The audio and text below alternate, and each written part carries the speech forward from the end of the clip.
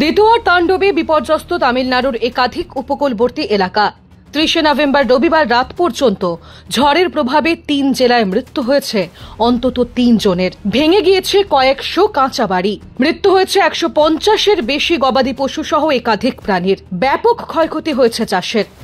56,000 বিঘা জমির ফসল ইতিমধ্যেই জলের নিচে চলে গিয়েছে। বর্তমানে ঘূর্ণিঝড় দেতোয়া শক্তি খুইয়ে গভীর নিম্নচাপে পরিণত হয়েছে।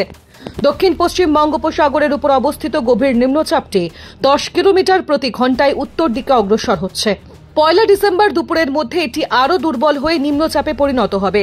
এর জেরে অন্ধ্রপ্রদেশের একাধিক জায়গায় হালকা থেকে মাঝারি বৃষ্টিপাতের সম্ভাবনা রয়েছে।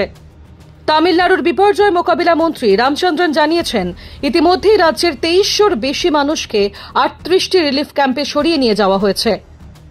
খারাপ আবহাওয়ার জেরে তামিলনাড়ু ও পুদুচেরির বিভিন্ন উপকূলে লাল সতর্কতা জারি করা হয়।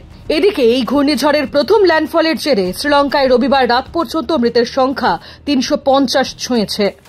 সরকার জানিয়েছে, এখনো বহু জায়গায় উদ্ধারকারী দল পৌঁছতে পারেনি। বহু মানুষ নিখোঁজ। অগণিত বাড়ি ধসে গিয়েছে।